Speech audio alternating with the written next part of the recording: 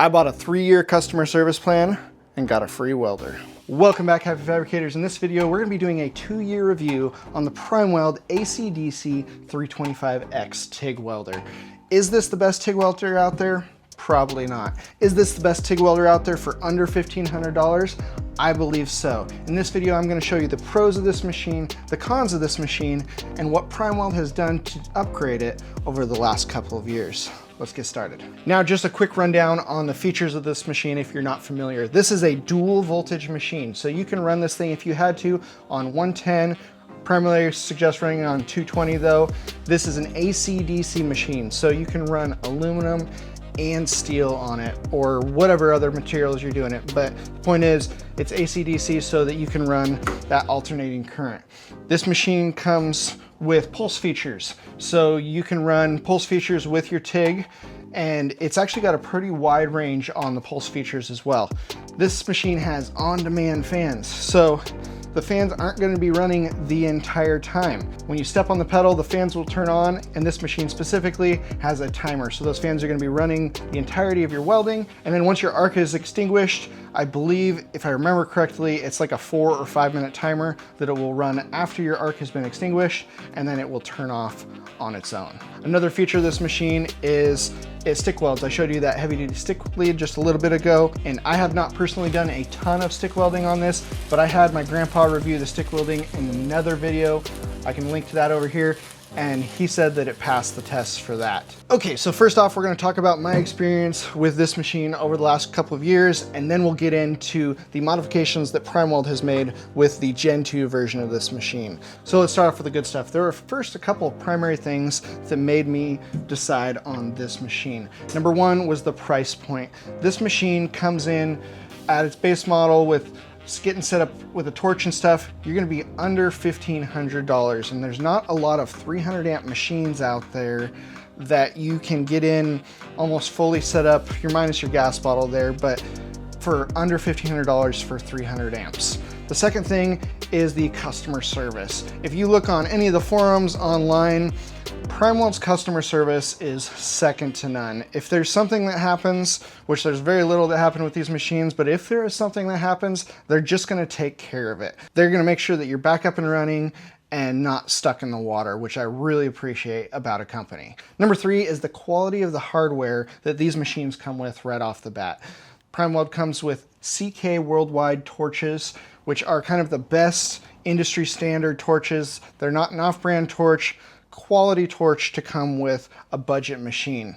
This machine comes with a super heavy duty, solid brass 300 amp capable ground clamp with number 35 DINS connector hooked to it, and super nice heavy duty 10 gauge molded plugs for its power supply. It doesn't have a cheap chintzy screw-on plug. It's a nice 10 gauge molded plug. I've dropped things on these and they just hold together really well.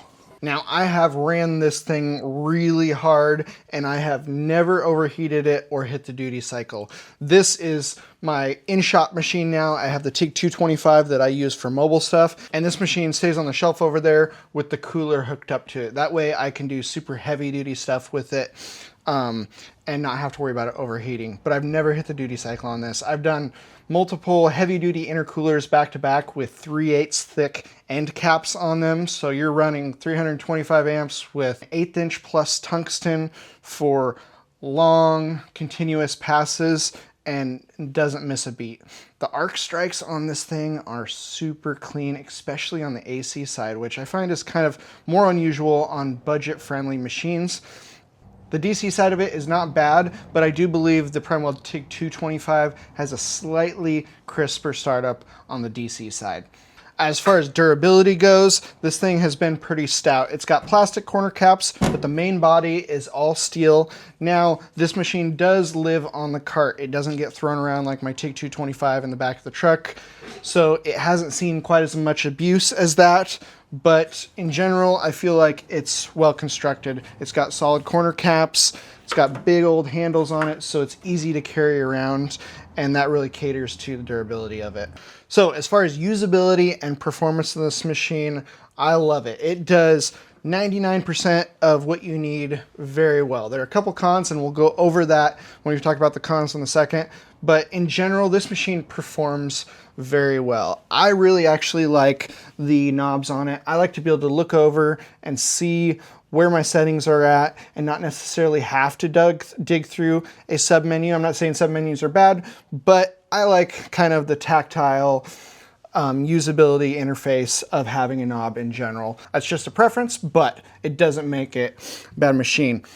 In regards to the performance, I've been using this thing like crazy. I've been running it for a solid 2 years and welded anything from aluminum, stainless, titanium, mild steel, and it has not skipped a beat. It's been super reliable. It's got a ton of power. Welding thick aluminum especially. Another thing with the usability of this machine is those on-demand fans. I love being able to work on a project on and off and not have to turn the machine on and off or just have it running the entire time in the background. With the on-demand fans, this thing will time out, it'll turn itself off, at least the machine. Unfortunately, it will not turn off the water cooler. The water cooler will continue to run, but the machine itself, fans will kick off, and then as soon as you strike the arc back up, they will start back on, and that is super nice, having one more thing, especially in a small shop like this, to just not have that extra sound pollution as you're trying to think and build stuff, and not have to physically go over and turn the machine on and off. Okay, so now let's talk about the cons of this machine. There's not a lot of them, but we should talk about them.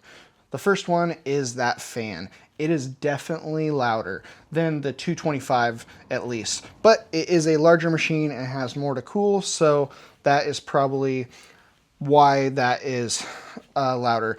The other thing I don't care for as much with it is the response of the knobs. When you go to turn the knobs, you kind of have to almost like jiggle them first and wake them up, and they're all like that. So it's not like it's malfunctioning. I think that's just the way it was designed. So when the digital readout's on, you go to turn, and instead of it turning, you have to kind of like wiggle it and then turn it for it to like wake the digital read up. And sometimes that can be annoying because turn it and you want to just turn it a little bit to turn the machine up just a couple amps, and by the time it wakes it up, you've turned it up 15 or 20 amps, and then you have to turn it back down and remember what amperage was at before. So that's just a little bit of a downside. It's not a deal breaker, but something that's a little bit annoying. And the third thing that's just a little bit of a con, and it's not a deal breaker by any means, is the DC startup is just not quite as crisp as the Tig 225. Now, all these things are with the Gen 1, and one thing about PrimeWeld is they are very good about listening to customer feedback. So let's go over the differences in the Gen 2, and maybe some of my complaints about the Gen 1 will be remedied with the Gen 2. I'm excited to plug this thing in and see what it'll do and see what they've changed. Okay, so the PrimeWeld AC/DC Tig 325x Gen 2, what have they changed on it? I know personally that the company has made 3 changes on it, and number 1 is the fans. They listened to us, the people that said that it was too loud in the beginning, and supposedly they have put quieter fans in this. I don't know if it's still on a timer or if it's on a thermostat now. I'm crossing my fingers that when I plug this thing in, it's going to be a thermostatic control, so hopefully maybe it will only turn on once it gets up to temperature, but I'm not sure yet. I haven't got to try it actually yet. We'll get this plugged in and show you in a second. The number 2 thing that it's changed, it's not a huge thing, is they've just kind of changed the style and color of the knobs. It's not a huge design change, but it's a change. The number 3 thing that they've changed, which is really cool, is they put a 12-volt power port on the front of this machine. And what that does is if you are running the wireless dongle for their wireless TIG pedal, which I highly recommend you get. This thing is super good. I did a separate review on it. It's super crisp, super clean, and it's nice not to have one less cord running around. But with the Gen 1, the only way that you could power this dongle is either running a separate power cord, which then you're kind of trading one cord for another cord. You're trading a TIG cord for a power cord, or you had to run this splitter on the back so that you could run your water cooler and the power for the box without running a separate extension cord. Now I can leave a link down in the description below if you are still running a Gen 1 and you would like to get this wireless pedal this is a great thing to have so you don't have to run an additional extension cord. And don't worry, the dongle is dual voltage, so it doesn't matter if you're on 110 or 220 with this splitter. It works great. I've been running it for 2 years and haven't had a problem with it. But that is the third upgrade that PrimeWeld has made to their Gen 2 machine, and it'll just make things super nice. I can plug the control box and power the dongle straight into the front of the machine here without having to run another power cord or wall wart here. I'm gonna have to design something to mount this right here just to make it a little cleaner. So I'm excited to get this thing put together and see if there's any other performance differences that are noticeable. Let's get to it.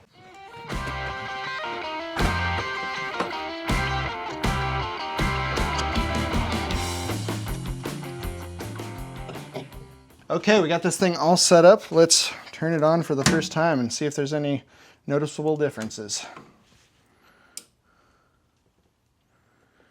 AC DC 325 on the readout. See what our startup looks like. Our startup amperage on DC is the same.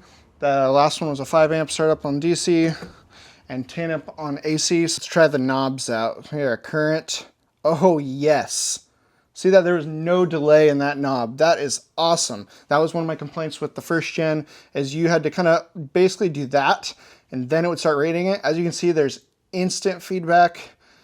I've got 104 amps. If I go up, I go 105, 106, 112. Perfect. That is awesome.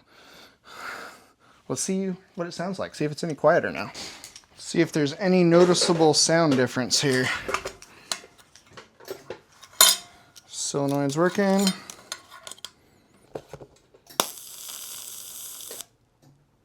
Hey, look at that. It welded and didn't kick on. So that means that I didn't turn my gas on.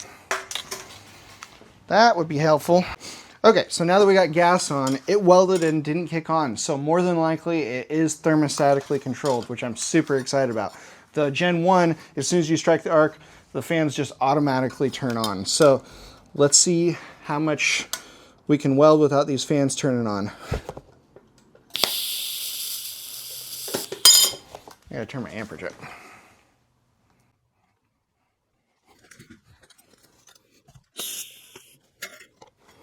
It's so cool. I'm welding in peace and quiet.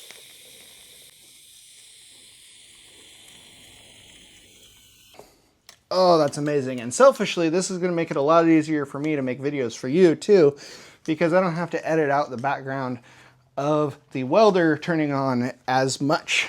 But we're going to crank this thing up. We'll do some AC here and see if we can get these fans to turn on, see how much quieter they actually are.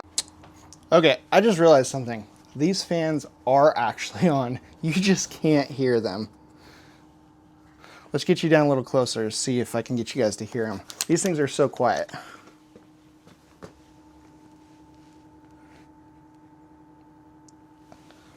I don't know if you can hear that down in there. I can feel air coming out the front of here. That's really cool. Okay, about the same distance away.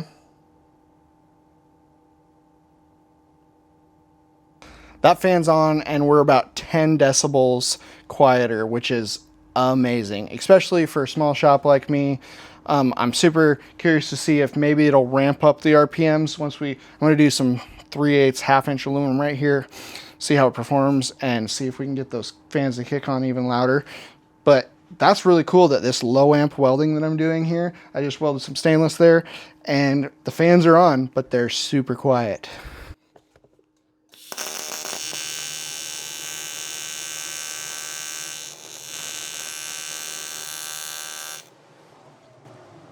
There they go. Look at that. It turned on the big dogs as soon as I got into the pedal with the higher amperage. So I can do that low amp welding and I can hear the fans running there. It's nice and quiet, but as soon as I ramp those pedals up, the big fans kick on. That is so cool.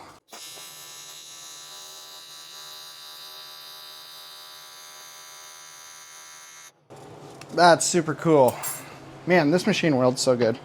So you can see there was a threaded hole that had some oil in it, so I pulled some gunk out of it when I started welding. But that's 3/8 material, single pass and I was only at like half pedal. This thing just is a monster when it comes to welding aluminum. Okay, so I was just padding some more beads here. Did some stainless, not super great because I didn't have a gas big old cup on there, but just with the number 6, super clean arc strike on the new machine. Aluminum, super clean arc strike. Once again, there was some oil down in that threaded hole, but super smooth on this machine. I am super excited to see how this Gen 2 machine holds up in the long term. The Gen 1's been clicking like right along, but that quieter fan is what intrigued me and prompted me to get the Gen 2, and I love it. I love how it's a really quiet fan when you're not using it, so there's still air flowing through the machine and keep things cool, but as soon as you step on the pedal, it blasts that fan on, and you got the higher volume fan that's doing a lot of the cooling. I'm super excited that they upgraded the tactileness, or whatever you want to say, the sensitivity of the knobs. It's much easier to change your parameters now, and you don't have to worry about waking those knobs up. I'm super excited about that. And it's super nice that they changed out and put that 12-volt outlet on the front of it. I keep looking over there because I'm staring at it over there. She's a beat. But as an overall review, I think I definitely highly recommend the PrimeWeld 325x. It's been a super reliable machine for the price point. Getting more than 300 amps for under $1,500 is not very heard of with a mid-range brand. They're gonna have excellent customer service with, and they know you're gonna have your back. Maybe you can find something like that from a really low-end brand, but you're not gonna find something like that for somebody that you know that is gonna take care of you if something does go wrong in the event of. So, highly recommend it. Thanks for letting me gab so long. If you guys want to see more fabrication content, click some of the links that are gonna pop up here. If you wanna be notified of upcoming videos, hit that subscribe button and ring the bell. It's free to do so, and go build something, guys. If there's any other reviews you guys want, let me know down in the comments. Happy to answer any questions you got. Keep building stuff.